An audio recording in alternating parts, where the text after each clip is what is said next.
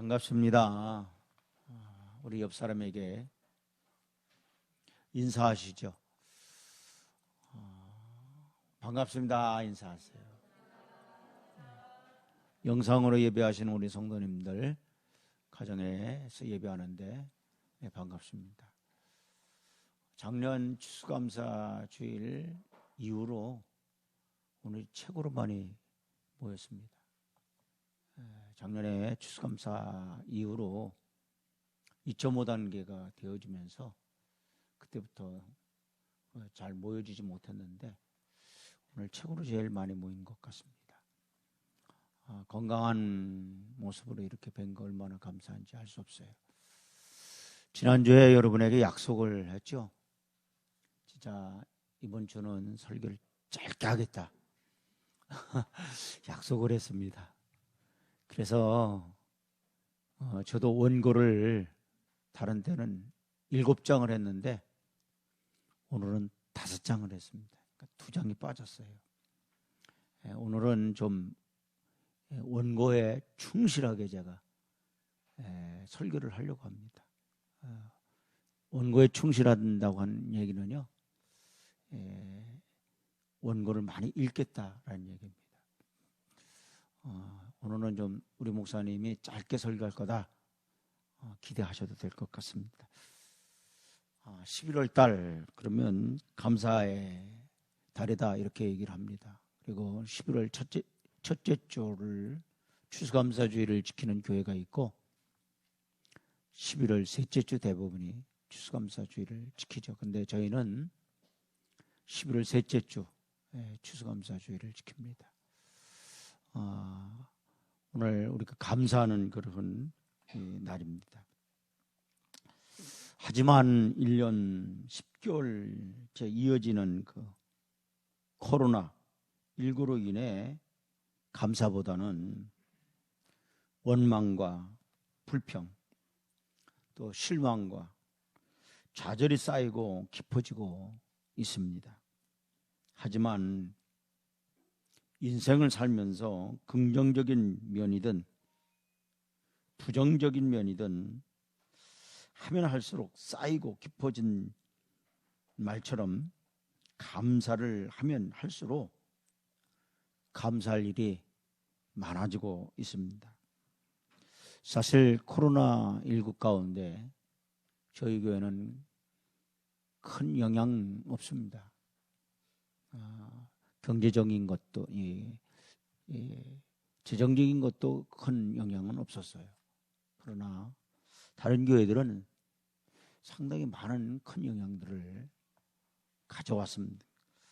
그러나 저희 성지교회가 그래도 38년이라는 그런 세월이 있어서 그런지 그리고 대부분이 인원은 적지만 내교의식을 갖고 있기 때문에 저희 교회는 그렇게 큰 영향은 없었던 것 같습니다. 오늘 우리의 삶의 골짜기는요, 감사의 흔적과 또 미움과 원망, 불평의 흔적 가운데 과연 어느 것이 여러분 많습니까? 정말 감사의 그 흔적이 많으냐? 아니면 불평과 원망, 미움의 흔적이 많은가? 한번 곰곰이 생각해 보는 그런 시간이 됐으면 해요. 솔직히 우리가 살면서 원망과 불평, 미움 없이 감사만 하고 살 수는 없겠지만 과연 우리가 살아온 인생 그리고 살아갈 인생에 무엇이 많은 자리를 차지해야 할지를 생각해 봐야 할 것입니다. 왜냐하면 원망과 불평, 미움이 그 자리를 차지하면 그 인생은 점점 황폐해지겠지만 감사가 그 자리를 차지하면 만족함으로 행복할 수 있기 때문입니다. 그렇습니다. 감사는요, 하면 할수록 정말 감사할 일이 더 많이 발견하게 되어진다라는 거예요.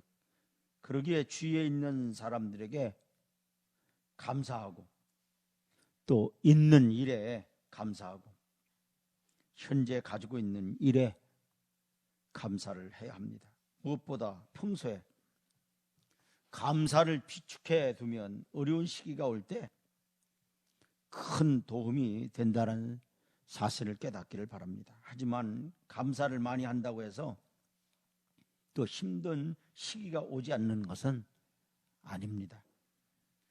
그러나 감사는 삶의 힘든 시기를 또 큰 상처 없이 잘 넘어가게 할 뿐 아니라 더 풍성하게 돌아오게 합니다. 이것이 바로 감사의 힘이다라는 거예요.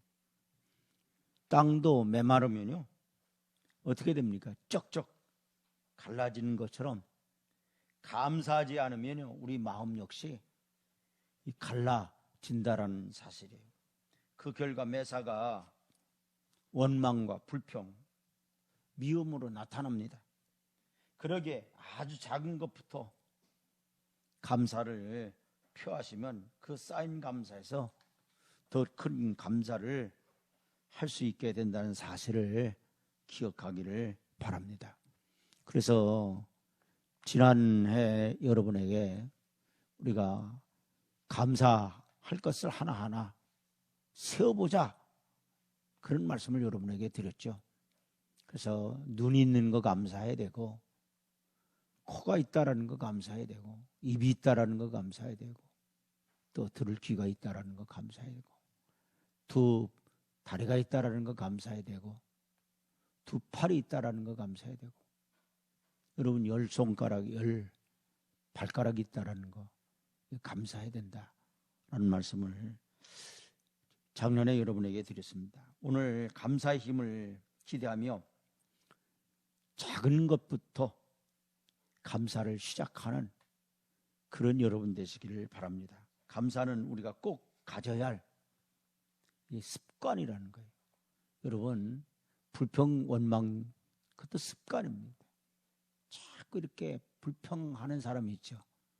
원망하는 사람이 있죠. 그 다 습관이에요. 그러니까 우리가 어떤 습관을 갖느냐 이런 감사의 습관을 갖기를 주의 이름으로 축원을 드립니다. 여러분이 감사의 습관을 함으로 인해서 여러분의 삶이 더 풍요로운 삶이 되셨으면 해요. 탈무드에 이 세상에서 가장 지혜로운 사람은 누군가? 여러분 이 세상에서 가장 지혜로운 사람이 어떤 사람이겠습니까? 어떤 경우에도요 배움의 자세를 갖는 사람이 이 세상에서 가장 지혜로운 사람이라 하는 거예요. 그러면 이 세상에서 가장 강한 사람은 어떤 사람이 이 세상에서 가장 강한 사람이겠습니까? 자기 자신을 이기는 사람이요 가장 강한 사람이라고 했습니다. 그러면 이 세상에서 가장 행복한 사람은 그럼 어떤 사람이 가장 행복한 사람이겠습니까? 여러분 지금 이 모습 그대로 따라서 감사하며 사는 사람, 예, 그냥 이 모습 이대로 가장 감사하며 사는 사람이 행복한 사람이다. 이렇게 탈무드는 우리에게 이야기를 하고 있습니다. 아리스토텔레스라는 사람은요, 행복은 그랬어요. 감사하는 사람의 것이다 그랬어요. 누구의 것이다고요? 행복은 감사하는 사람의 것이 행복이다. 이렇게 말을 했고요.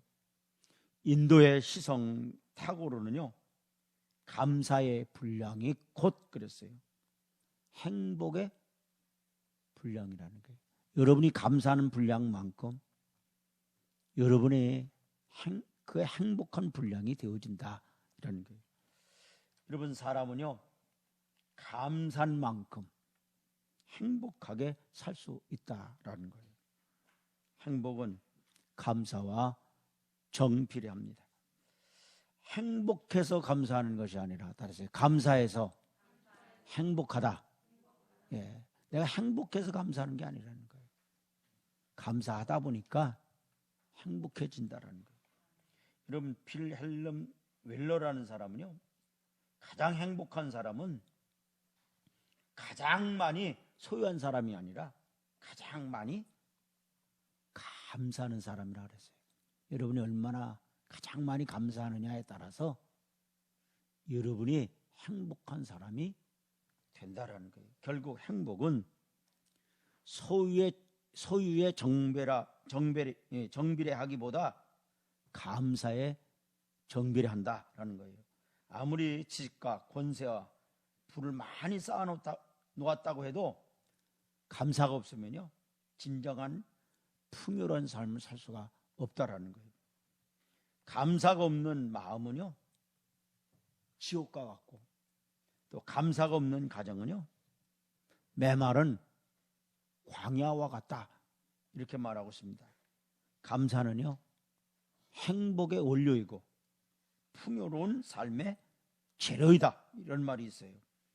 인생을 성공으로 이끄는 에너지가 감사라는 거예요. 아리스토텔레스는 인간의 마음 중에 가장 쉽게 늙는 부분이 있다면 그것은 곧 감사하는 마음이다, 이렇게 말했습니다. 그러니까 감사하는 마음은 쉽게 늙어 감사 불감증에 걸리기 쉽다라는 거예요. 그치야, 사람이야. 이 감사는요, 쉽게 늙는다라는 거예요. 쉽게 사라져요. 여러분, 사실 우리가 감사하며 사는 삶이 많습니까? 아니면 불평하며 사는 삶이 많습니까? 어쩌면요, 우리는 불평하며 사는 삶이 많다라는 거예요. 현대인에게 만연해 있는 질병 중에 하나가 감사 불감증이라는 거예요. 지난 시간에도 제가 여러분에게 말씀드렸잖아요. 얼마나 우리가 풍요 속에 살아가요. 여러분, 옛날 왕이 누리지 못한 삶을 우리가 살고 있어요. 황제도 누리지 못했던 삶을 살고 있어요. 그럼에도 불구하고요, 우리가요, 감사를 잊고 살고 있거든요. 감사하지 않아요. 여러분, 감사를 모른다라는 거예요. 늘 불평과 원망을 하면서 살아가고 있다라는 거예요. 욕구 불만이 아주 가득 차 있죠. 사실 우리 어르신들이나 50년대, 60년대, 70년대를 살아온 우리 세대 사람들이요, 굉장히 어렵게 살아왔어요. 진짜 지금은요, 아주 천국을 이루는 같은 그런 삶을 살고 있어요. 그런데 진짜 우리가 감사하고 있는가 말이에요. 여러분, 만족하지 못하고 살아가고 있다는 거예요. 불만족 속에 살고 있어요. 괴테는 이 세상에서 가장 쓸모없는 인간은 감사를 할 줄 모르는 사람, 이 세상에서 가장 쓸모없는 인간이다, 이렇게 말하고 있습니다.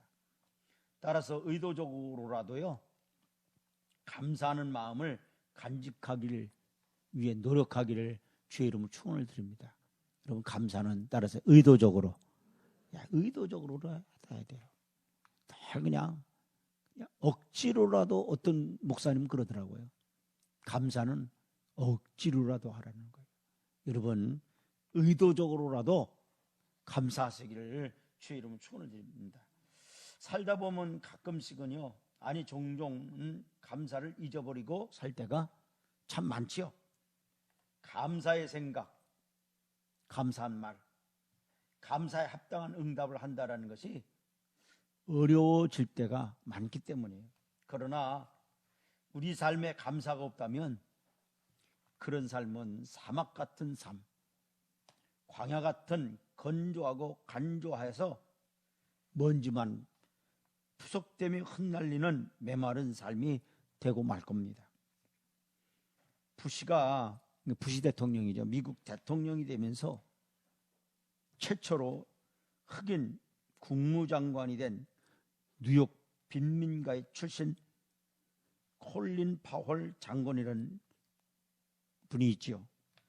이 콜린 파월, 이 장관이 어렸을 때요, 이 아르바이트를 하기 위해서 어떤 공장에 가서 일을 하게 됩니다. 근데 그 어느 날 그는요, 다른 인부들과 함께 이 또랑 파는 일, 이 흙 파는 일을 했어요. 여러분, 이 흙 파는 일이 얼마나 힘들어요. 작년에 저희 어머니가 그러더라고요. 이 목사, 저희 고구마 캐가지고 가라고 그래요.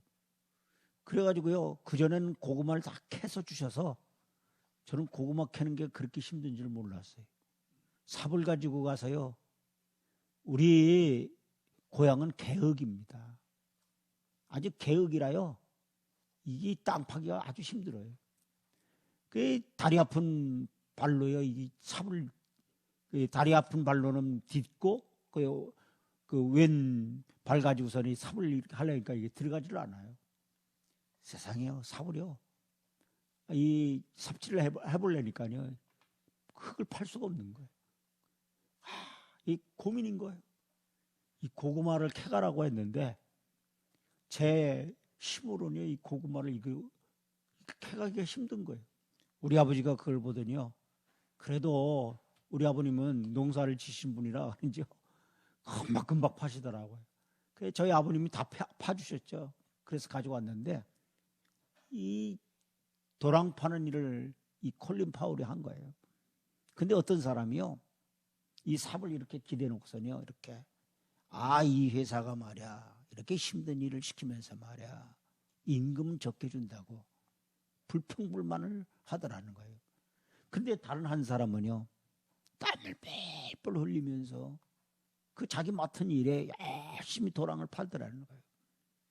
몇 년이 지난 후에 이 콜린 파울이 또다시 그 공장에 갔습니다. 아르바이트를 하는데 그 전에 그 도랑 팠을 때 그 삽으로 팠을 때 그 불평불만 하던 사람, 또 그 사람도요, 이 삽을 이렇게 기대놓고서는요, 또 불평불만을 하고, 그렇게 열심히 파고 있던 사람은요, 지게차를 운전하고 있더라는 거예요. 또 몇 년 있다 또 그 공장에 또 이 콜린 파울이 아르바이트를 갔습니다. 그런데 그렇게 불평불만했던 사람은 원인 모르는 병에 걸려서 그 회사에서 쫓겨나고, 그렇게 아주 그냥 묵묵하게 아주 일했던 그분은 그 공장의 사장이 됐더라는 거예요.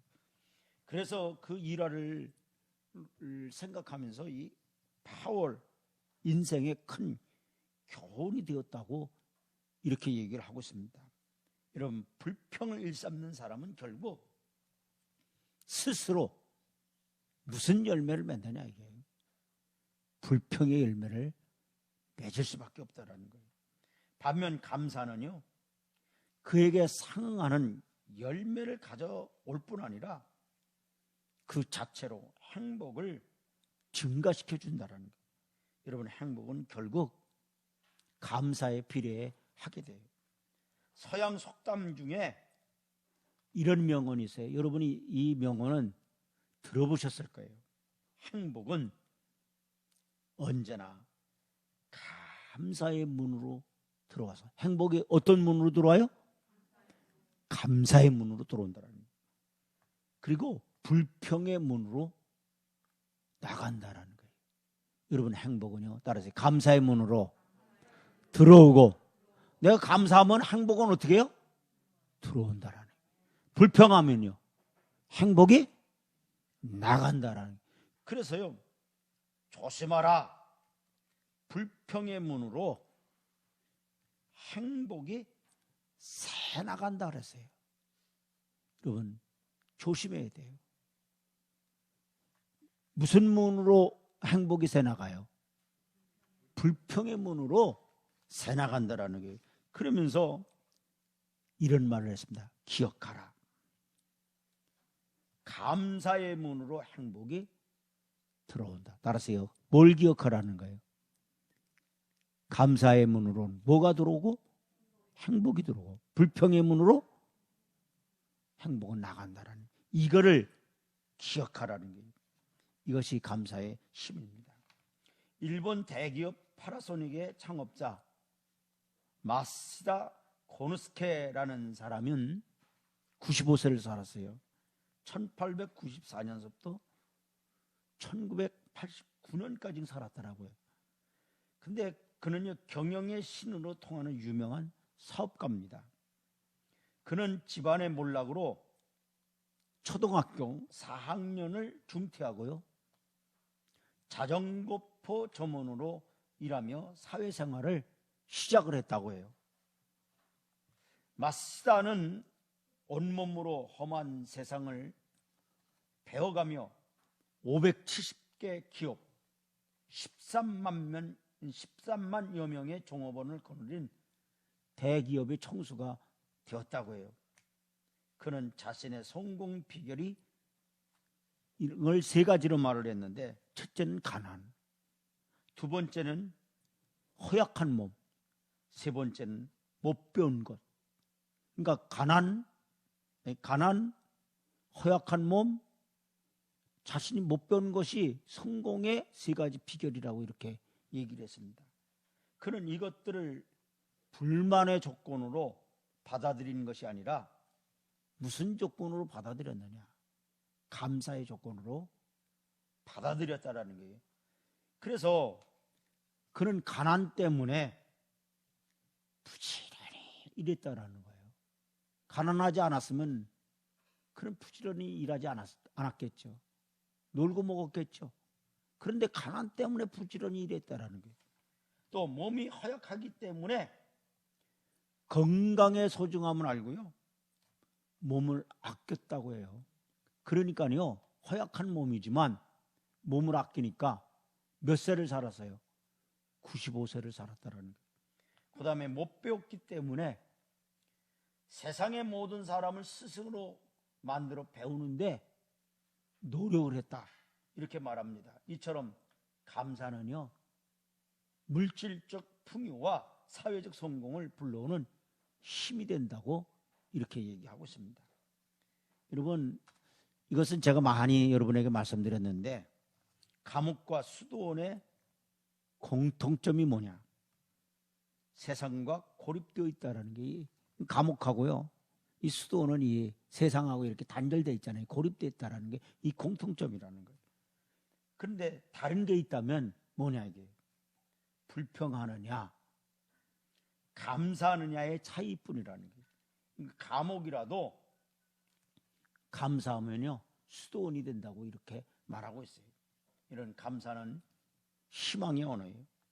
감사는 역경을 벗어난 인생의 출구가 됩니다. 그저 감사하면 호박이요, 넝쿨째 굴러 들어온다, 이 사실을 깨닫기를 바랍니다. 미국의 실업가 중에 스탠 텐 박사라는 분이 있어요. 그는요, 회사를 크게 세우고 돈을 많이 벌어 유명하게 됐는데 1976년 그가 병이 걸렸어요.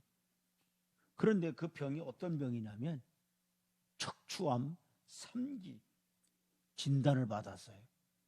여러분, 척추암, 지금도 척추에 암이 생기면 치료하기가 어렵잖아요. 고치기가 어렵잖아요. 아무리 미국의 의술이 그 당시 발달했다 할지라도 1976년도에 이 척추암 3기는요, 사형 선고입니다.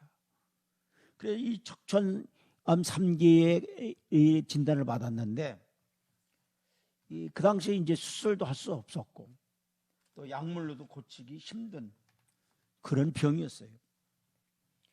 이 사실이 알려지자 사람들은요, 그가 절망하여 곧 죽을 것이란 이렇게 예상을 했지만 그는 몇 달 후에 자리를 툭툭 털고 일어나서 다시 출근을 했다는 거예요. 그러니까 죽을 줄 알았는데 건강한 몸으로 툭툭 털고 출근을 하니까 사람들이 이 사람 텐에게 물어봤어요. 어떻게 병이 낫게 됐습니까? 우리도 만약에 그런 분이 있다고 한다면요, 뭘 먹었느냐고, 뭘 먹어서 이렇게 건강해졌느냐고, 어떻게 치료를 했길래 병이 낫느냐고, 그 척참 3기에서 낫느냐고요 물어볼 거 아니에요. 그래서 어떻게 병이 낫느냐고 이렇게 사람들이 물어봤어요. 그때 그는 이렇게 말했습니다. 전 이렇게 기도했어요. 병들어 죽게 되어도 감사합니다. 살려주시면 살고 죽으라면 죽겠습니다. 무조건 감사합니다. 이렇게 매 순간 감사하고 감사했더니 놀라운 기적이 일어나는 거예요. 여러분, 그 암세포가 없어졌고요, 건강을 되찾게 되었다라고 이 사람이 고백을 했어요. 그가 다시 건강을 회복하게 된 것은 바로 무엇 때문에 건강을 회복하게 되냐? 따라서 감사. 감사 때문이라는 거예요. 여러분, 감사라는 게 이런 놀라운 힘이 있다라는 거예요. 여러분, 이 정도 척참 3기 걸렸다고 한다면 대부분이 절망하고요, 다 원망하고 불평하잖아요. 그런데 이 스테니 텐 박사는 어떻게 해요? 늘 감사했다는, 무조건 감사했다라는 거예요. 그랬더니 하나님께서 이 감사했던 이 스테니 텐 박사를 치료하시는 거예요. 여러분, 그가 회복해서요 다시 경영의 일선에서 일을 했습니다. 가장 여러분 지혜로운 사람이 어떤 사람이 지혜로운 사람일 것 같습니까? 좋은 대학 나온 사람이 지혜로운 사람일까요? 감사할 줄 아는 사람이 저는 가장 현명하고 가장 행복한 사람이다, 이렇게 생각이 듭니다. 여러분, 감사가 없고 불평만 하는 사람은요 인생을 살 줄 모르는 사람이에요. 여러분, 진정으로 여러분은 크리스찬이잖아요. 오늘 바울은 뭐라고 얘기하고 있어요? 따라해. 범사에 감사하라. 이것이 너희를 향하신 누구의 뜻이다? 하나님의 뜻이다. 아멘. 우리가 이건 너무 많이 들었던 말씀이에요. 그렇잖아요. 우리는요 이걸 지식으로만 알고 있는 거예요. 하나의 성경 구절을 외우는 거로만 알고 있다는 말이죠. 오늘 이 추수감사주의를 맞이해서요, 제가 어떤 말씀을 전할까 곰곰이 몇 주 전부터 생각을 했어요. 정말 지난 한 주간도 무슨 말씀을 전할까. 사실 이 말씀은 너무도 잘하는 말씀이었어요. 그런데 우리는 그냥 머리로만 알고 있는 그런 말씀이었다라는 거예요. 정말 이 추수감사주의를 맞이해서 나는 어떤 크리스찬이 되어야 되겠는가, 어떤 성도가 되어야 되겠는가. 머리로만 이 데살로니가전서 5장 18절의 말씀만 알고 외우는 그러한 신앙인이 아니라 다시 한번 우리 한번 이 말씀 고백해 보죠. 범사에 감사하라. 이것이 너희를 향하신 하나님의 뜻이니라. 아멘. 감사의 사람이 되기를 주의 이름 축원을 드리면서 말씀을 증거를 드립니다. 자비하신 하나님, 추수감사주의를 맞이해서 우리가 감사의 사람이 되게 하옵소서. 범사에 감사하라. 이것이 너희를 향하신 하나님의 뜻이라고 했는데, 하나님, 이 말씀을 우리가 머리로는 알았습니다.